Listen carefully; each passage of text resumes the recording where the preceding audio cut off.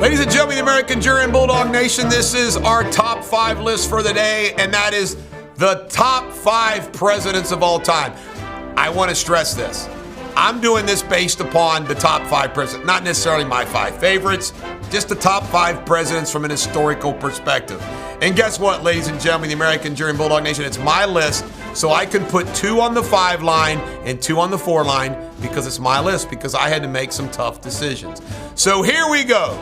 Number 5 all-time great presidents. I put 2 on this list. One is Ronald Reagan, and I'm going to be to the point. Ronald Reagan, more than anything else, not only picked America's spirits up, but what he did to help bring down the Soviet Union, working with the Pope and Margaret Thatcher, is incredible. That alone puts him on this line. Number 2, Trump. I want to just say this right now. I think Trump, I love the guy too much. I think the guy, when we look back in history, is going to be considered a great president of what he did, especially just keeping Hillary out of the office. And because Reagan and Trump are compared a little bit, I decided to put them both right there on the line. I wanted to include Trump on the list. Some of you are going to want him to be number 1. I'm putting him at number 5. All right, number 4, all-time great presidents. I also put down 2, Teddy Roosevelt and Thomas Jefferson. And here's why. Teddy Roosevelt was the president at the turn of the century. What he did to build up the Navy, the national park system, took on the monopolies. I mean, it is a long laundry list of achievements of TR. I could speak about it for an hour. That's why he's there. He's on Mount Rushmore. I also didn't want to leave Jefferson off because he too is on Mount Rushmore. And I think Jefferson, who wasn't considered such a great president, really, but the Louisiana Purchase, that $5 million that he bought, that in itself puts him up there. What that did for our country and the future of our country. And of course, the Meriwether Lewis trip, so forth and so on. So those are my number 4. Number 3, this will be a little controversial for all you conservatives, but it's FDR. Ladies and gentlemen, the American jury and Bulldog Nation, FDR, some of his policies are still with us today, liberals, socialists, that type of thing. But the guy was elected to the presidency 4 times. He served 3 full terms before he passed away in his first year of his 4th term when Truman took over. But folks, I'm telling you, this guy became president and had to be president during the Great Depression, cleaning up the Great Depression, and World War II. I mean, when I think about it, he was there for 13 years, and all he dealt with was trying to get us out of the Depression and World War II. The guy deserves his spot at number 3. Number 2, and this is where I get in arguments with Randy McCafferty all the time, my good buddy, because we flip-flop 1 and 2, because you're going to know what number 1's coming with Lincoln being at number 2. Well, Lincoln, when he took the office, they were already seceding. He becomes president of the United States, and he's president for 4 freaking years. And then he gets shot and killed a week after Appomattox. I mean, this guy spent all 4 of his years dealing with the Civil War. And you know what? He won the Civil War, kept our country together. I've used the word. I've never heard anybody else use this word. I call Lincoln the secular saint of our country. His Gettysburg Address, the guy was an amazing human being and an amazing president. Therefore, he's number 2. And number 1, president of all time, George Washington, the father of our country. And I do this for 2 reasons. First, I don't discount all that he did as the general of the American Revolution to create our country. Then, as president for 2 terms, he laid the foundation for the executive branch. And you know what? Just to let you know how important he was an unanimous choice. Everybody looked at Washington, then it was everybody else fighting like hell, but everybody revered Washington. How great were the founding fathers? They all knew that Washington was indispensable. So therefore, he's number 1. And before we get to Roger and some of his honorable mentions, I want you to know that I'm going to do 2 more lists on this, and I'm going to do them all in a row.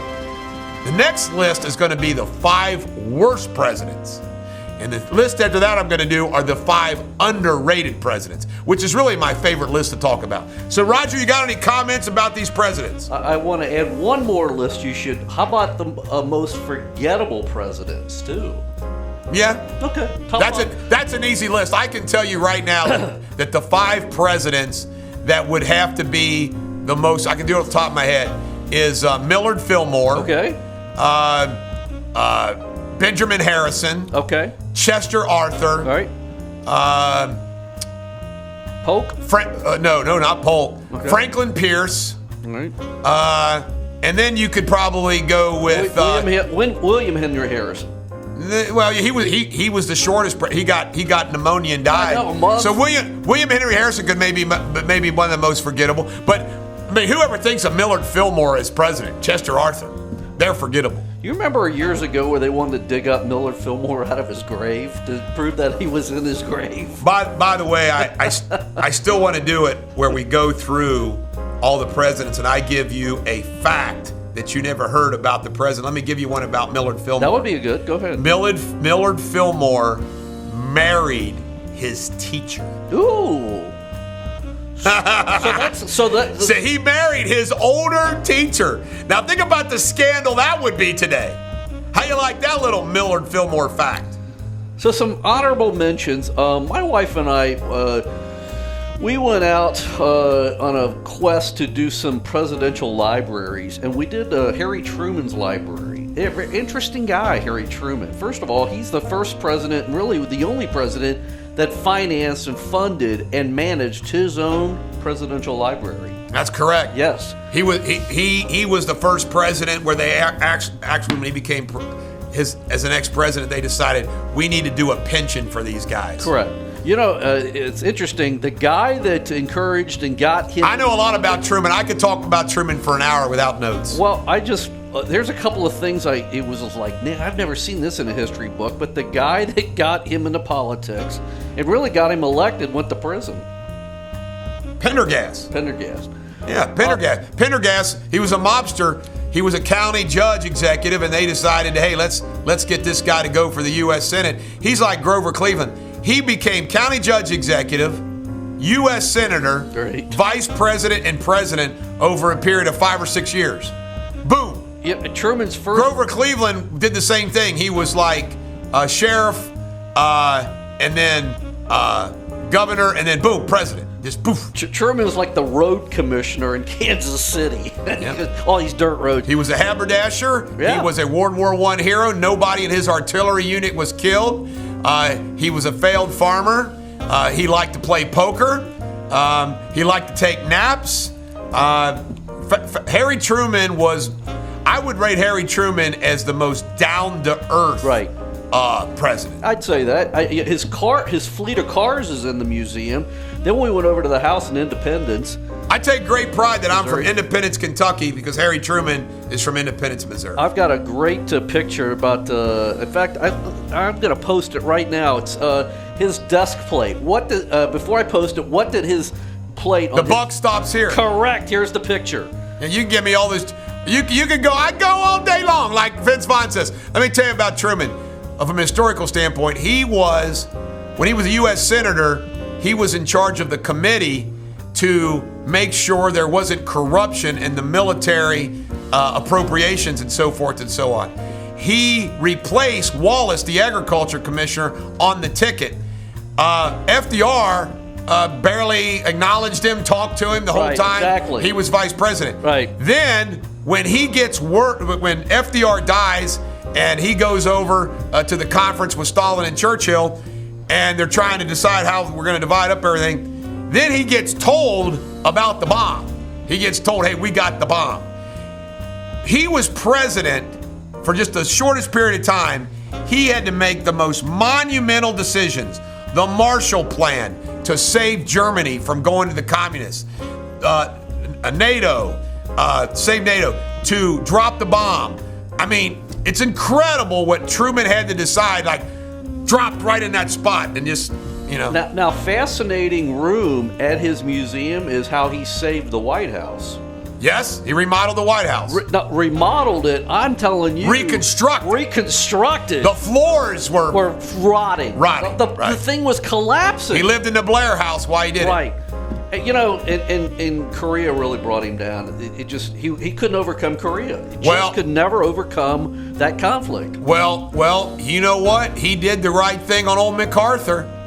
He let MacArthur know that, sorry, you have to be subservient to civil authority. Absolutely. And that, all right. That museum is fascinating. My other one, because I had to do a book report just like anybody else in school, is I learned a lot about JFK.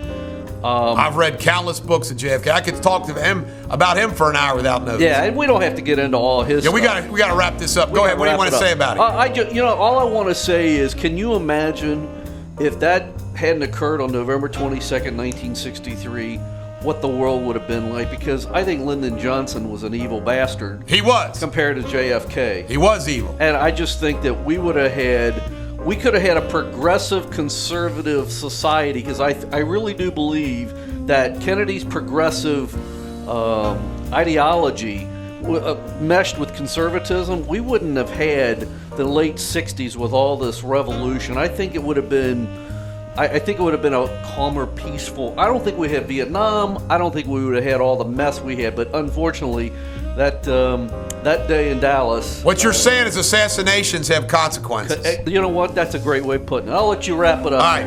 This is the Bulldog. Every dog has their day. Tomorrow, the 5 worst presidents. This is the Bulldog. Every dog has their day. Have a great day. If you enjoyed this video, please subscribe to the Bulldog Show and hit that bell so you'll be alerted when I do other videos. Last but not least, please comment below. I'd love to hear from you.